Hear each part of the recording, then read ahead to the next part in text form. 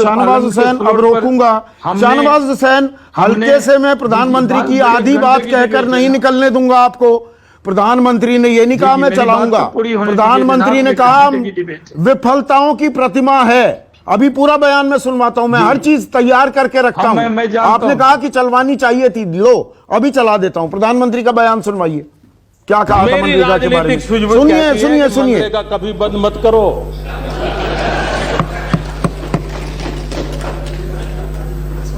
मैं ऐसी गलती नहीं कर सकता हूं, क्योंकि मनरेगा आपकी विफलताओं का जीता जागता स्मारक है। आजादी के 60 साल के बाद आपको लोगों को गड्ढे खोदने के लिए भेजना पड़ा। ये आपकी विफलताओं का स्मारक है और मैं गाजे बाजे के साथ इस स्मारक का ढोल पीटता रहूंगा।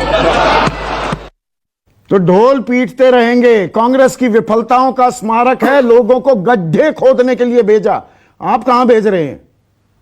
मनरेगा में गड्ढे ही तो खुदवा रहे हैं और कह रहे हैं नौकरी दे दी, एहसान कर दिया। आप क्या कर रहे हैं चौधरी जी? हाँ, जहां से मुझे आपने रोका था मैं वहीं से शुरू होता।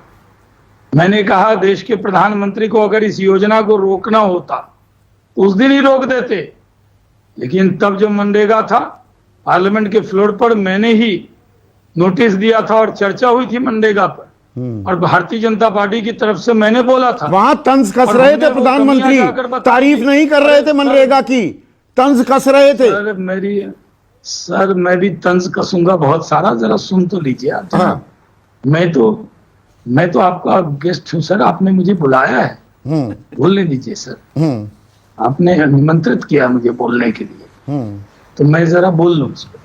मैं कह रहा हूं कि चर्चा हुई थी पार्लियामेंट में, हमने कहा था मनरेगा सही है, लेकिन मनरेगा में जो भ्रष्टाचार है उसे हटाना है। गड्ढा खोला, मिट्टी डाला, मिट्टी फिर ऊपर का मिट्टी भरने में डाला, यानी पूरा पैसा चला जाता था भ्रष्टाचार।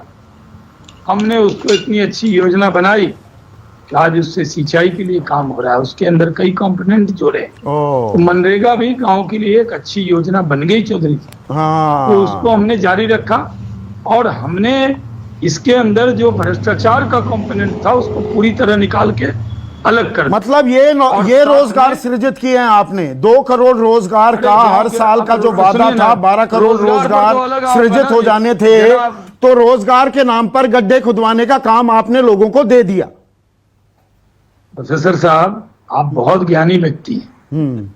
आप अगर एडिटर न होते यहाँ तो आप पढ़ते और हम लोग जाके स्टूडेंट की तरह सुनते। आप इतने ज्ञानी, लेकिन प्लीज मेरी बात तो पूरी होने दीजिए। हाँ बोलिए ना। मैं जानता हूँ कि मैं आपसे कह रहा हूँ कि वो एक मिनट सर, शाहनवाज हुसैन ये बोलिए आप बोलिए।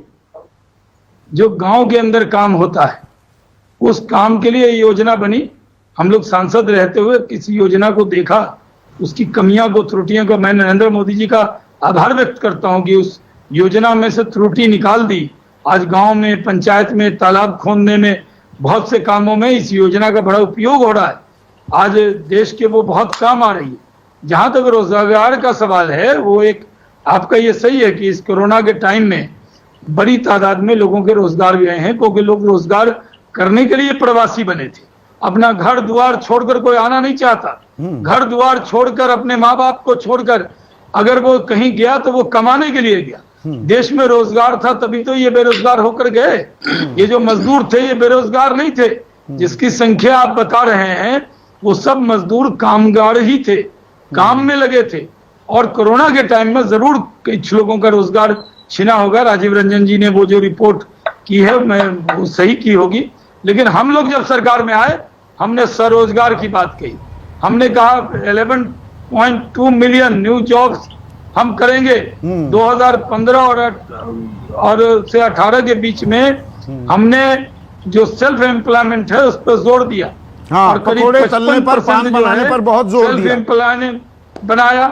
जो वुमेन, मैं पूरा कर लूं सर, और करीब इसमें महिलाओं को भी रोजगार मिले, स्वरोजगार पर जोर दिया। हाँ, और अभी हाँ। तो आत्मनिर्भर भारत का जो पैकेज आया ना बिल्कुल, चौधरी जी, बिल्कुल, मैं ये तो समझ गया, हिंदुस्तान मैं की समझ तस्वीर गया। को बदल देगा।